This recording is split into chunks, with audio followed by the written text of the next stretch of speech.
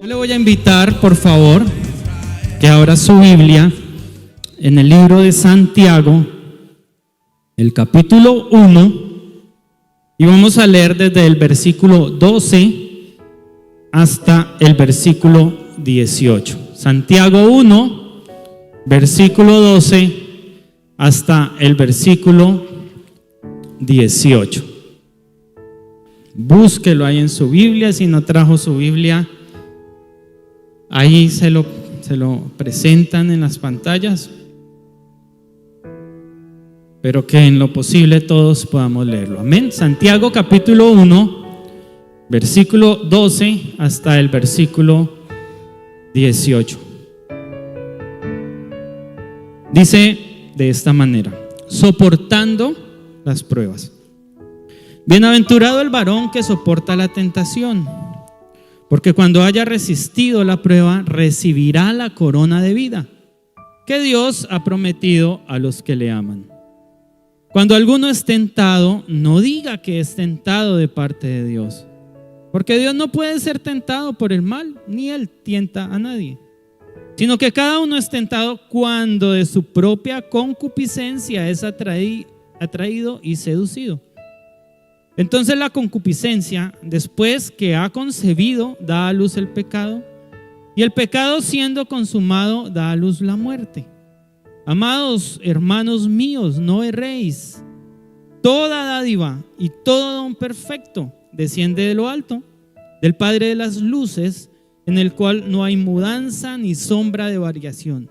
Él, de su voluntad, nos hizo nacer por la palabra de verdad, para que seamos primicias de sus criaturas.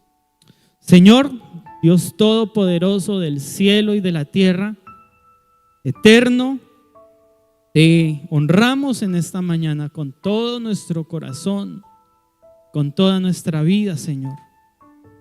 Y ahora yo te pido, Señor, que nos permitas recibir tu palabra, Señor, con un corazón de oidores aplicativos de ella, Señor. Entendemos plenamente, Señor, que tu palabra es útil para corregirnos, para instruirnos, que tu palabra afecta, Señor, nuestro orgullo y nuestro corazón egoísta, Señor. Y hoy te pedimos, Señor, que nos ayudes a recibir tu palabra con un corazón alegre, con un corazón humilde, con entendimiento, Señor, de lo que tú quieres enseñarnos. Yo te pido esta mañana, Señor, que me ayudes por el poder glorioso de tu Santo Espíritu que ha inspirado esta palabra, Señor, a hablar lo que es tuyo, Señor, porque es tu palabra, no son mis palabras, Señor, a interpretarla en medio de nuestra humildad y de nuestra debilidad, Señor, con mansedumbre, Padre Santo, para que podamos entender tu buena voluntad, agradable y perfecta, Señor. Así disponemos nuestros corazones, así disponemos nuestras vidas, Señor, y nos preparamos, Señor, para escuchar tu voluntad escrita a través de la Biblia. Muchas gracias, bendito Jesús. Amén y amén. Un hombre joven que trabajaba como repartidor de encomiendas, ¿sí? Como los de Rappi, algo así. Desde niño había tenido el sueño de viajar a Moscú y conocer esta ciudad. Había sido su sueño toda la vida. Y bueno, tenía un trabajo que ahora que era adulto, pues le era muy difícil recoger todo el dinero que le costaba un boleto de avión para viajar a Rusia. Sin embargo, dijo, bueno, yo tengo que cumplir mi sueño. Yo quiero conocer Moscú. Y empezó a ahorrar. Compró el marranito de cerámica que algunos tienen en su casa y empezó a ahorrar. Todos los días de cada encomienda que entregaba y cada ganancia que tenía, dejaba una parte de su dinero para hacer su viaje a Moscú. Empezó a leer sobre Moscú mucho, empezó a leer sobre las aerolíneas que viajaban a la ciudad, empezó a averiguar sobre los costos del transporte, sobre cómo tenía que llegar a aquella ciudad, dónde podía quedarse, qué comidas podría tener allí. Bueno, todo acerca de la cultura para preparar su viaje a aquel lugar. Ahorró por 3 años. Cuando llegó al término de los 3 años, rompió la alcancía con todo el dinero y se dio cuenta que tenía el valor que le costaba el avión, que le costaba la estadía en la ciudad. Ya tenía mucha información acerca del viaje. Así que fue a una empresa, a una aerolínea que sabía que le alcanzaba para poder viajar en esa aerolínea y compró el viaje de ida y regreso. Se llegó el día del viaje y bueno, he escuchado, porque nunca he salido del país, he escuchado que hay que llegar muy temprano al aeropuerto para preparar todos los trámites para poder salir del país. Así que se levantó muy temprano, llegó al aeropuerto con su maleta, con sus documentos, hizo todo lo pertinente para poder salir del país y con mucho tiempo estaba en la sala de espera de la aerolínea por la que iba a viajar. Entonces llegó el momento de abordar el avión y ya imaginarán usted la emoción que tenía aquel hombre en su corazón, porque iba a hacer realidad uno de sus sueños que con mucho esfuerzo había buscado. Una vez estuvo dentro del avión y cerraron el avión. El piloto tomó el micrófono y les dijo a los pasajeros, les dio la bienvenida al vuelo. La aerolínea le dijo: muy buenos días, señores pasajeros, supongo que así debe decirlo, no sé. Bienvenidos a este vuelo de la empresa Aeroflot.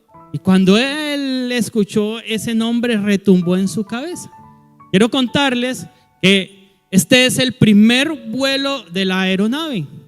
No ha tenido vuelos de prueba, pero confiamos en que este será el mejor vuelo.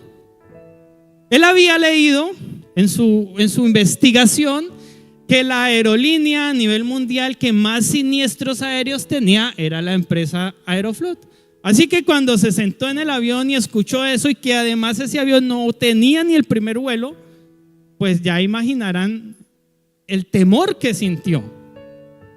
Así que se puso en pie y pidió que le abrieran la puerta del avión y abandonó el avión. Abandonó el avión y volvió a su casa. El avión es la fe. Y la fe tiene que ser probada para tener éxito.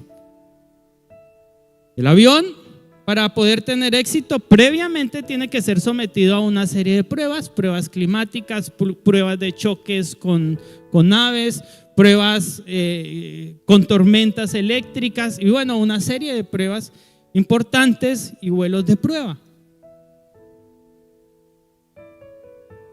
Las pruebas son necesarias en nuestras vidas. Y Santiago, en su libro, habla de 2 tipos de pruebas. En el versículo 2 dice: hermanos míos, tened por sumo gozo cuando os halléis en diversas pruebas. Es decir, que no solamente hay un tipo de prueba, sino muchas pruebas. Como el avión tiene que ser sometido a muchas pruebas, el creyente tiene que ser sometido a muchas pruebas. Pero ya luego en el versículo 12 habla sobre un tipo particular de prueba, y es la tentación. Y es de la que vamos a hablar el día de hoy. La palabra prueba que está en el versículo 2 del pasaje que estamos leyendo se refiere a como a poner a prueba en sentido de ensayar si es un cristiano fiel y verdadero. Entonces esta puede ser una prueba, no sé, económica, una prueba familiar, como las pruebas que sufrió Job, por ejemplo. Pero la palabra tentación, que está en el versículo 12, significa poner a prueba de tentaciones de pecar. Estas son pruebas muy peligrosas. Son pruebas que si caemos en ella, vamos a ser condenados, sencillamente. De esa prueba es de la que vamos a hablar acá. Las tentaciones es un tipo de prueba de las que Santiago habla en el versículo 2. Quizá pudiéramos hacer un estudio sobre el tipo de pruebas que Dios permite que el hombre viva. Hoy solamente vamos a hablar de la tentación y quizá después en algún otro momento podamos estudiar las demás. Y leyendo un poquito acerca de la prueba, pensé en Jesús. De la prueba de la tentación, dice la Biblia que Jesús fue tentado. Y bueno, pudiéramos pensar que Jesús soportó la tentación porque era Jesús. Pero la tentación de Jesús fue una tentación plenamente humana. La tentación de Jesús fue en su parte física, tenía hambre y Satanás le ofreció pan. Fue en su parte mental, además, y fue en su parte espiritual. La tentación de Jesús fue en todas las áreas del ser humano. Aquí hablaremos de una prueba en la parte física, que es la tentación. Lo primero que vamos a ver está en el versículo 12 y es el objeto de la tentación. ¿Por qué vienen las tentaciones? ¿Se ha preguntado usted por qué tengo que ser tentado?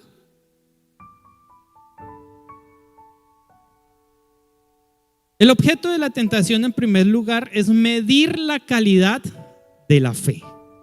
Las pruebas en el creyente miden la calidad de la fe, como las pruebas en el avión miden la calidad de la aeronave para poder ser sometida a un vuelo. Y Santiago dice aquí: bienaventurado el varón que soporta la tentación. La palabra soportar en el griego significa permanecer firme. Y viene a mi memoria un ejemplo que está en Capítulo 7 y es la casa sobre la roca. ¿Se acuerdan que Jesús habla una parábola acerca de dos casas? Una que fue edificada sobre la roca y una que fue edificada sobre la arena. Pero la que fue edificada sobre la roca dice que vinieron los fuertes vientos, que vinieron tormentas, que vinieron los ríos y que la casa permaneció firme. Esa es la mejor descripción de soportar la tentación, de permanecer firme ante la tentación. Y aquí dice que es bienaventurado el que soporta, el que aguanta la tentación. Y cuando hablamos de soportar, hablamos de considerar las capacidades que tiene para desarrollar algo. El avión tiene que soportar las pruebas climáticas, tiene que soportar las pruebas de choques de aves, tiene que soportar las pruebas de tormentas eléctricas, ¿cierto? Y después de que pasa todas esas pruebas, los mecánicos evalúan si el avión está apto para el objeto para el que fue construido. Pues así sucede con el hombre. Y aquí dice que es bienaventurado, que es digno de felicidad el hombre que soporta la tentación. Eso quiere decir que la tentación es inherente al ser humano y que todos tenemos que ser tentados. Si fue tentado Jesús, pues imagínese usted y yo.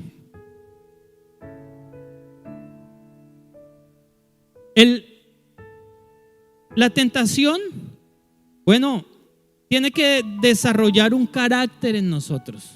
Ese es el fin. Dios está allá mirando que usted es tentado y mirando cómo se está comportando su carácter cristiano frente a esa tentación. ¿Cómo se comportó Jesús ante la tentación? Jesús siempre citó la palabra. Esa fue la herramienta de Cristo y le funcionó. Esa fue la herramienta de Cristo. Y hay dos opciones para pasar la tentación. Una, desarrollar un carácter fuerte como la casa sobre la roca y pasar la tentación, soportar la tentación y pasarla con 5, o caer en la tentación sencillamente, y después tendrá que pedirle perdón al Señor y después tendrá que hacer un proceso de reconciliación con Dios, ¿cierto? Y igualmente pasó la tentación, aunque cayó en ella, pero pasó con 3, pasó raspando. Pues bienaventurado es el que soporta la tentación, el que no cae en ella. Número 2, con relación al objeto de la tentación o a la razón por la que viene la tentación. Lo primero, he dicho, es medir la calidad de fe. Lo segundo es proveer bendición terrenal y bendición eterna. Sigue diciendo el versículo 12: porque cuando haya resistido la prueba, solamente después de la prueba o de la tentación, dice acá, recibirá la corona de vida que Dios ha prometido a los que le aman. ¿Qué es la corona de vida? Cuando leemos el pasaje, lo primero que viene a nuestra memoria es la salvación, la eternidad. Pero nótese que el versículo dice que solamente después de haber superado la tentación recibiremos la corona de vida. Si fuese la salvación, entonces este versículo estaría omitiendo que la salvación no es por fe, sino estaría diciendo que la salvación no es por fe sino por obras, porque superar la tentación es una buena obra. Así que no se refiere plenamente a la salvación, sino se refiere en primer lugar a una bendición terrenal que nos ayuda a llegar a la salvación. Aquí hay un versículo que pudiera ayudarnos a ejemplificarlo. Está en Apocalipsis capítulo 2.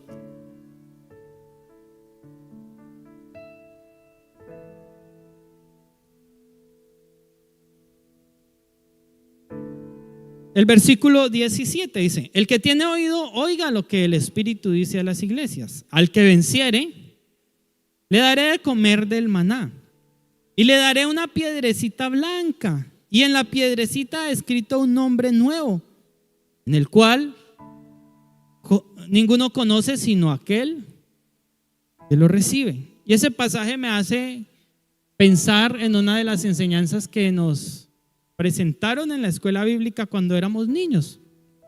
Y nos decían que había una corona, ¿cierto? Y que esa corona, cada vez que seguíamos al Señor y cada vez que obedecíamos a los padres, como que le ponían una piedrita, ¿cierto? Usted y yo no hemos visto, pues no sé usted, pero por lo menos yo no he visto ni siquiera una corona de oro en vivo y en directo, mucho menos una corona de vida. No sé cómo será.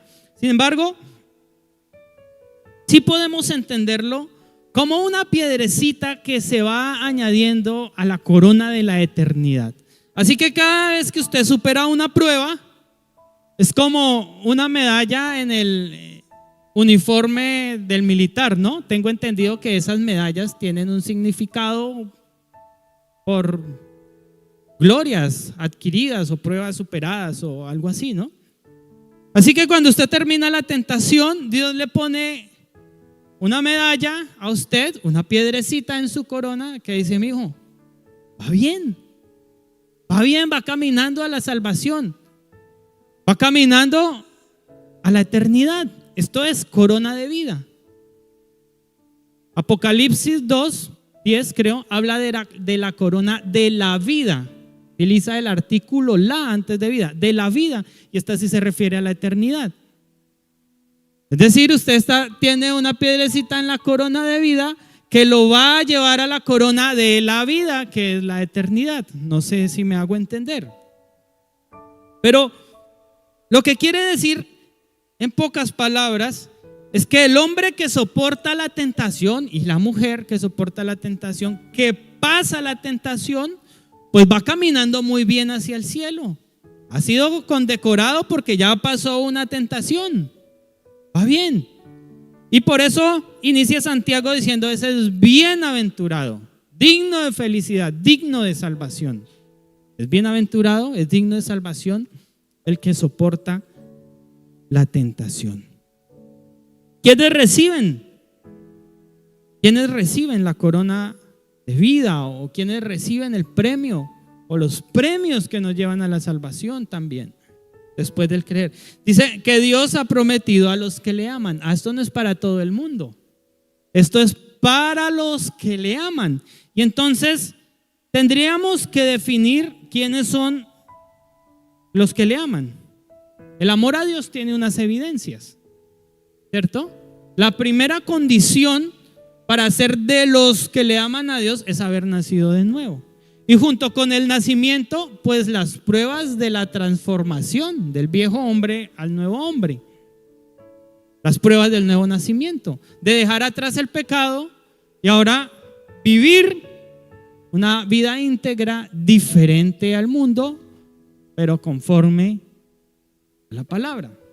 Esos son los que aman a Dios, los que tienen una vida diferente, los que han sido transformados, los que sirven al Señor, los que sus prioridades son Dios antes que las cosas terrenales, como dice Mateo 6:33, los que aman a Dios.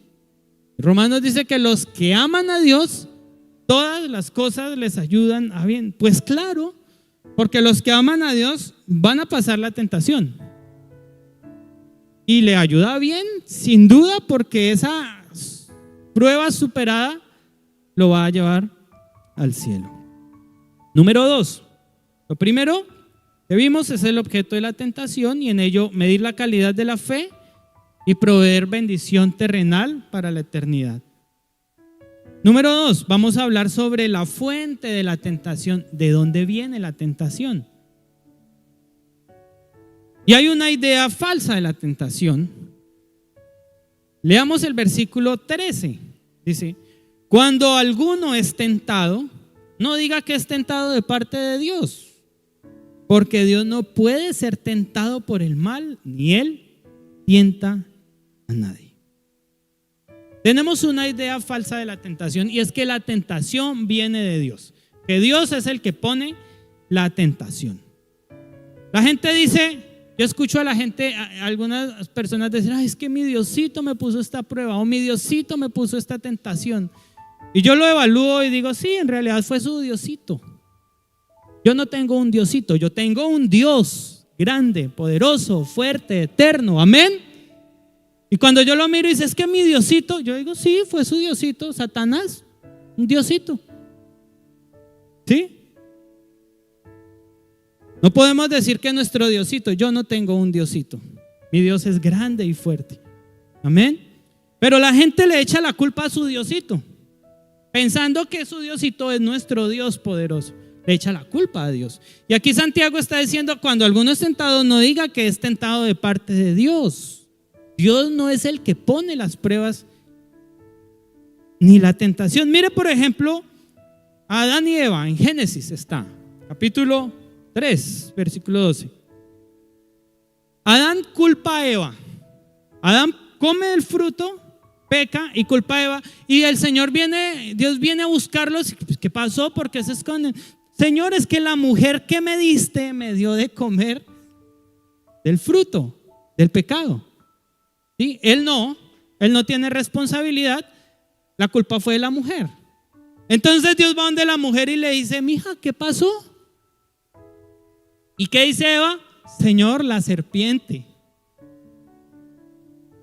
Yo no tengo la culpa, fue la serpiente. Bueno, pues la culpa la tuvieron los tres. Porque nuestra naturaleza exculpar a otros de lo que nos pasa, de lo que nos sucede. Nunca somos nosotros. En el caso de Adán y Eva, los únicos que tuvieron la culpa fueron ellos. Eva hubiera podido decirle a la serpiente radicalmente: no bailo, no tomo, no escucho música impía, no, porque yo soy cristiana. Pero suponiendo que Eva cayó en el pecado, viene a Adán y le dice: amor, mire que me invitaron a una fiesta de 15, vamos. Y Adán le dice: no, porque es una fiesta de impíos, porque van a bailar, porque van a tomar, ese no es lugar para mí, yo no voy. Aunque Eva salga y se vaya, él se queda. Él hubiera podido decir: yo no como del fruto. Así que nuestra idea falsa de que la tentación viene de Dios nos lleva a justificar nuestras tentaciones. Nos lleva a justificar nuestras tentaciones. Mire, y ahí dice: no puede ser Dios, porque Dios no puede ser tentado ni tienta a nadie. Mire lo que dice Primera de Juan, capítulo 1, versículo 5. Primera de Juan capítulo 1 versículo 5 dice, habla la naturaleza de Dios, dice: este es el mensaje que hemos oído de Él y os anunciamos: Dios es luz y no hay ningunas tinieblas en Él. Y si no hay ningunas tinieblas en Él, pues no puede venir la tentación cuyo objeto es el pecado para que nosotros seamos tentados. No puede ser así. Dios no prueba la fe con el mal. Dios no prueba la calidad de nuestra fe con el mal. La calidad es una prueba que se somete a procesos con el pecado, con el mal. ¿Cuál es entonces la fuente verdadera de la tentación? Aquí dice que es nuestra naturaleza caída. Versículo 14. Sino que cada uno es tentado cuando de su propia concupiscencia es atraído y seducido. La palabra concupiscencia en el griego se traduce como aquellos malos deseos que están listos para expresarse en una actividad corporal. Esa es la definición que da el diccionario bíblico. Eso quiere decir que la concupiscencia es un sentimiento individual, es una característica de cada persona. En ese sentido, cada persona tiene una naturaleza con una moral diferente. Entonces, cada uno tiene tentaciones diferentes. Algunos Dios los tentará con el dinero, porque su moral perversa lo lleva hacia la avaricia, ¿cierto? Otro lo tentará o vendrán tentaciones referentes al sexo, porque su moral perversa tiene que ver con la debilidad ante el sexo.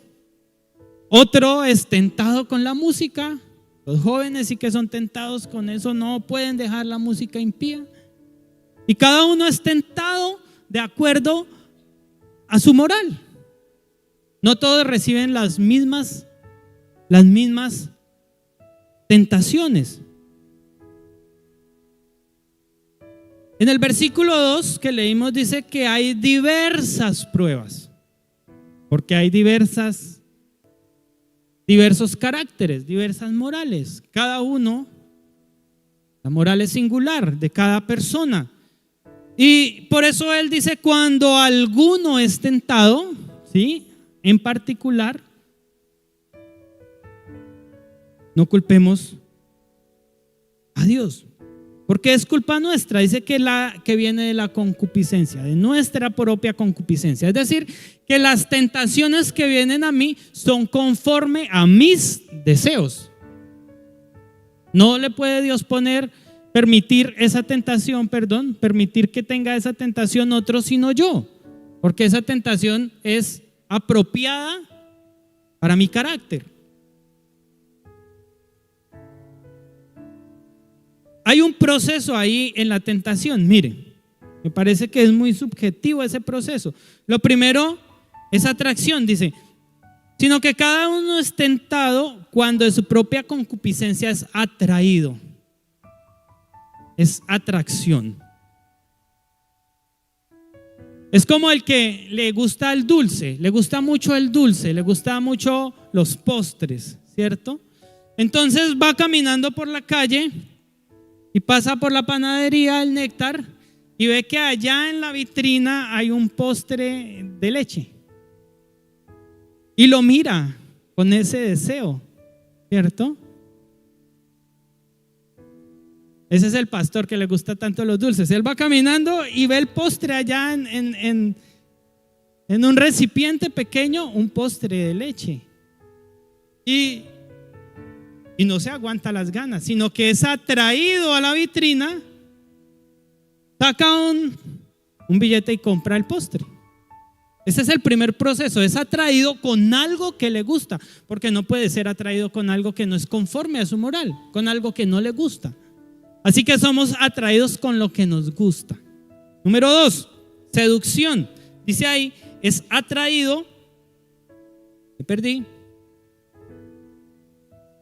sino que cada uno es atraído. Y luego dice, y seducido. La palabra seducción significa atrapar con cebo, con glotonerías, con halagos. Es el primer paso para la adquisición material sin hacer uso de él. Ese es el significado del diccionario bíblico. Entonces, ya él lo vio, es atraído, luego es tan rico, tan provocativo que es seducido y se acerca y hace el negocio de comprar el dulce. Ya fue seducido. Y el resultado de esto es la materialización del acto cuando le entregan su postre. ¿Qué hace él cuando le entregan el postre? Créame que no lo va a guardar y va a decir, me lo voy a llevar para mi casa y lo voy a compartir con mi esposa, sino que él lo destapa y se lo come de una vez. Porque su seducción y su atracción lo llevaron a entender que es mejor todo el dulce para él solo que compartirlo. Bueno, Eva fue muy amable, ¿no? Con Adán. Quiso compartir del pecado. Pero naturalmente no puede ser así porque la tentación subjetiva.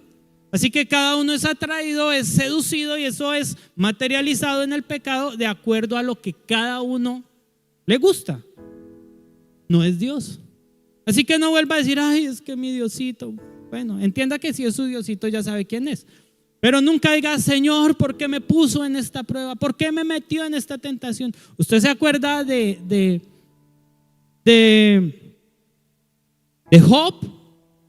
La Biblia dice que Dios estaba reunido con los ángeles. Había una reunión allá en el cielo. Y Satanás estaba por ahí paseando por la tierra y Dios lo mandó llamar. Venga, Satanás, métase aquí a esta reunión, necesitamos hablar con usted. Y le dice Dios a Satanás, ¿si ha visto a mi siervo Job? Que no hay ninguno como él sobre la tierra, es íntegro. Y entonces Satanás, ¿qué le dice a Dios? Déjeme, yo le pongo la tentación, yo le pongo la prueba. Deme permiso, yo le pongo la prueba. Y Dios le dice, listo, hágale, pero no toque su vida. Y en la segunda ocasión, en el capítulo 2, sucede exactamente lo mismo, pero en esta ocasión Satanás le dice a Dios, Dios, pero es que si tocamos su vida, su salud, va a renegar contra usted. Déjeme, yo lo hago. Y Dios le dice, listo, está bien, pero no lo vaya a matar, simplemente toque su salud.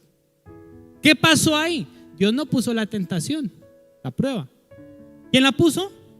Satanás. Dios simplemente dio permiso para que Job pasara por esa prueba. Sucede exactamente igual cuando viene la tentación a nosotros. Dios no la pone, pero Dios sí permite que nosotros seamos sometidos a la tentación para poder calificar nuestra fe. Y Satanás, que nos conoce muy bien, que conoce nuestras debilidades, entonces le dice: Dios, yo sé con qué lo puedo tentar. A él le encanta el dinero.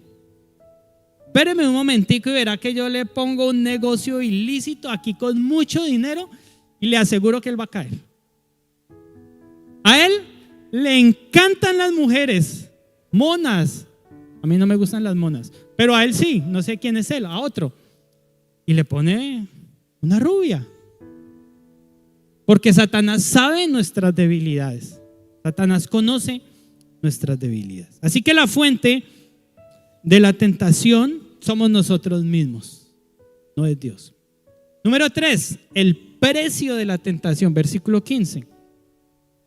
Entonces la concupiscencia, después que ha concebido, da a luz el pecado, y el pecado, siendo consumado, da a luz la muerte.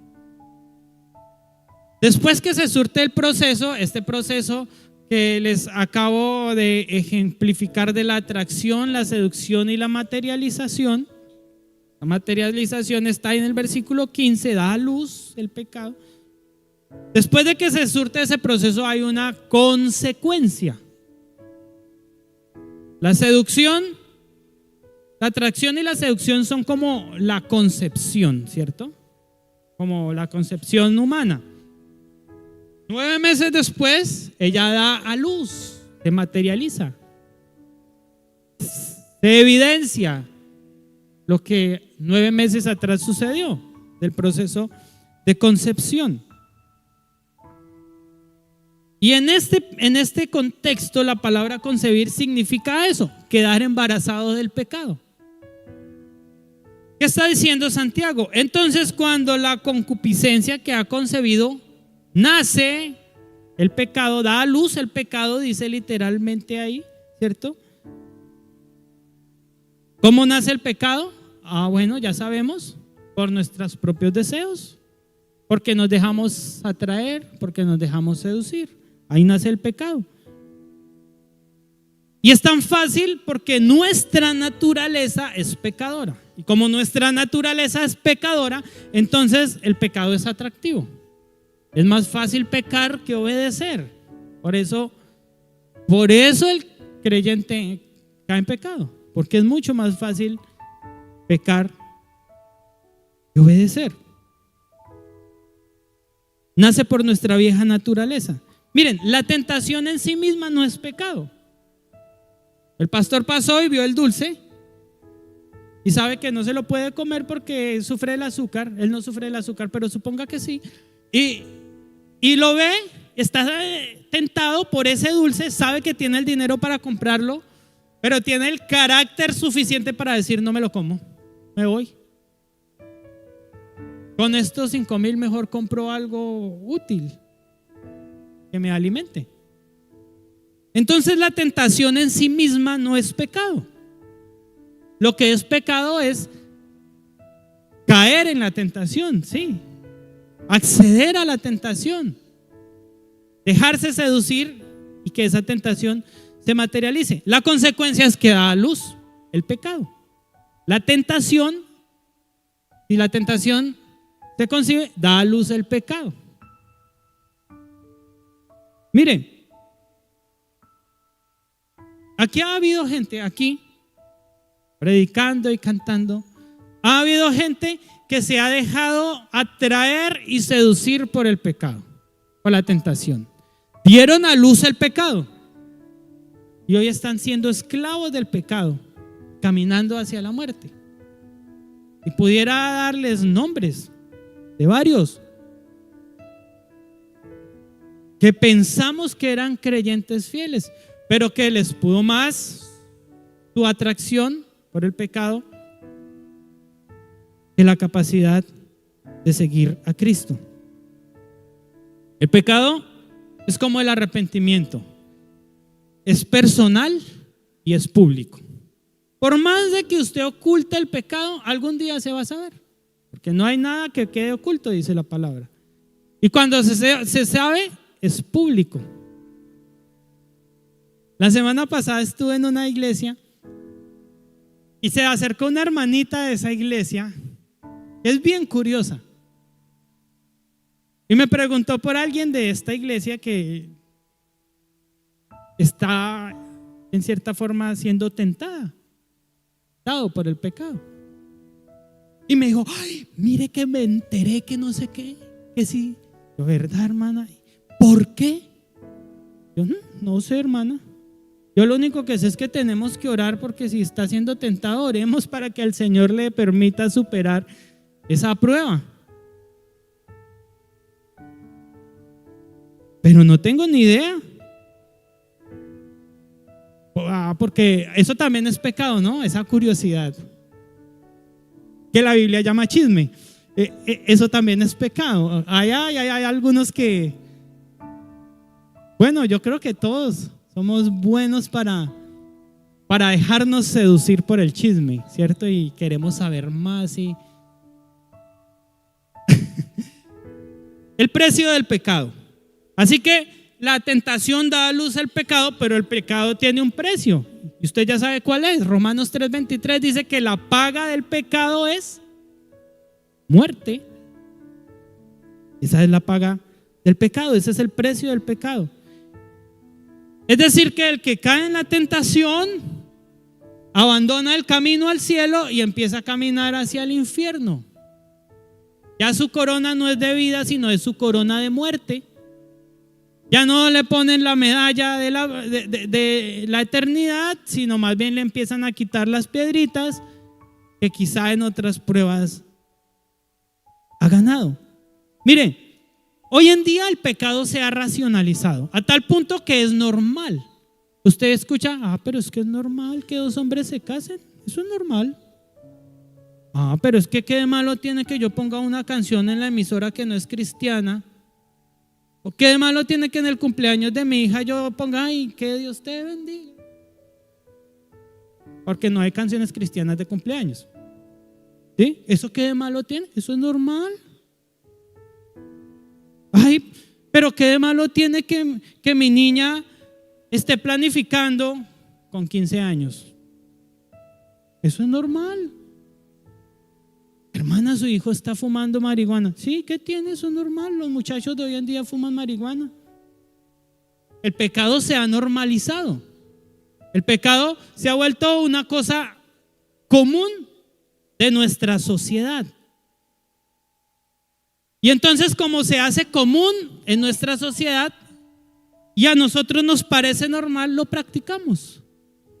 Y esas tentaciones que vienen a nuestra vida conforme al pecado, pues las vivimos, caemos en ellas, y como es normal, pues seguimos la vida como si nada hubiera sucedido. Pero eso tiene una paga, y es la muerte. Es la muerte eterna, es la condenación eterna. Número 4, el antídoto para la tentación. Esto es lo que necesitamos, el antídoto para la tentación. Versículo 16 al 18 dice: amados hermanos míos, no erréis. Toda buena dádiva y todo don perfecto desciende de lo alto, del Padre de las luces, en el cual no hay mudanza ni sombra de variación. Él de su voluntad nos hizo permanecer por la palabra de verdad, para que seamos primicias de sus criaturas. Uno lee ese versículo y qué extraño, ¿cierto? Ese versículo 17, como todo filosófico. Lo primero que Santiago dice: hermanos míos, no erréis. ¿Qué está diciendo con eso? Bueno, está advirtiéndole, ojo, no normalice el pecado. Entienda que es pecado para que usted no caiga en la tentación. Porque Satanás le disfraza el pecado que a usted le agrada como normal, para que lo viva, para que lo practique, para que permanezca en él, para que caiga en él. Pues todos tenemos debilidades. Mire, el pecado tiene una condición, y es que da a luz. La tentación da a luz el pecado, pero el pecado no se puede abortar, por ejemplo, como en la concepción humana. O el pecado no nace muerto. El pecado nace siendo pecado y llevándonos a la condenación eterna. Y Santiago está diciendo: no erréis, tenga en cuenta eso. No normalice el pecado. Tenga en cuenta que la tentación da a luz el pecado. Y si usted normaliza el pecado, va a caer en la tentación y se va a ir para infierno. Mira el rol de Dios frente al pecado. Dice el 16: toda dádiva y don perfecto desciende de lo alto. Ahí hay un argumento fuerte para decir que Dios no pone la tentación. Porque toda dádiva, todo lo que Dios da, que es perfecto, proviene, dice ahí, de lo alto, del Padre de las luces. Y hay dos características de Dios, en el cual no hay mudanza, es decir, que no cambia, ni sombra de variación, que no varía. Toda dádiva Dios da en ocasión a su bondad. Todo lo que Dios da es bueno. Dios no puede darnos cosas malas. Todo lo que da es bueno y es perfecto. Mire, por ejemplo, su gracia, el plan de salvación. Dios nos lo dio a nosotros. Y es un plan perfecto. Es un plan que no falla. Muy bien diseñado. Tan perfecto es que salvará nuestras almas si nosotros creemos. Eso quiere decir que su bondad y su salvación no van a cambiar. No es que Dios diga: sí, hoy voy a hacer efectivo mi plan de salvación para la humanidad. Y todos los que se mueran hoy, que hayan creído en mí, los voy a salvar. Y mañana entonces dice Dios: voy a suspender el plan de salvación hoy. Los que se mueran, pues que se condenen. Al fin y al cabo yo soy Dios. No, porque Él no cambia. Porque su plan es perfecto. Porque el que soporta la tentación es digno de salvación, debido a su bondad y a su permanente misericordia. Mire, en ese sentido, el nuevo nacimiento es el antídoto para el pecado. Versículo 18. Él, de su voluntad, porque quiso, nos hizo nacer por la palabra de verdad. Está hablando del nuevo nacimiento. El nuevo nacimiento es por la palabra de verdad. En el proceso de la concepción espiritual, para que una nueva criatura espiritual nazca, la palabra tiene una función particular. Jesús le dijo a Nicodemo en Juan 3: todo el que naciere de agua, el que no naciere de agua y del Espíritu no puede ser discípulo, no puede ir al reino de los cielos. El agua en ese pasaje simboliza la palabra de Dios. Porque la fe es por el oír, porque el creer, la salvación viene por el oír y el oír por la palabra de Dios. Aquí está sustentando eso y dice: Él nos hizo porque quiso que nosotros tuviéramos esta oportunidad de nacer de nuevo. Somos nacidos de nuevo por su palabra, por lo que su palabra nos dice, nos enseña. Su misma palabra nos dice que debemos soportar el pecado y nos dice además qué es pecado. Y como Dios no cambia, porque en Él no hay mudanza ni sombra de variación, lo que era pecado para Abraham es pecado para nosotros. A través de la historia de la humanidad, el pecado ha permanecido siendo el mismo, porque Él nunca cambia. Pero a nosotros nos dio la oportunidad de ser salvos. Y la salvación, el nacer de nuevo, es el antídoto para el pecado. Mira este pasaje que está en Efesios 1.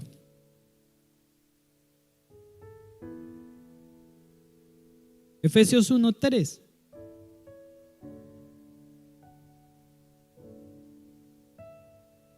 Nos habla de la misericordia y esa voluntad de Dios.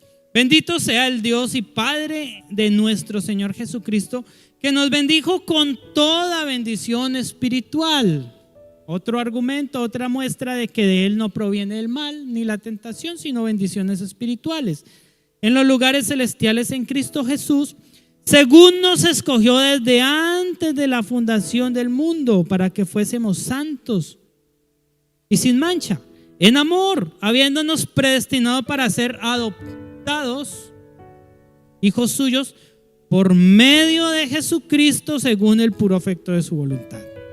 El nuevo nacimiento nos hace ser adoptados hijos de Dios, porque esa es la voluntad de Dios.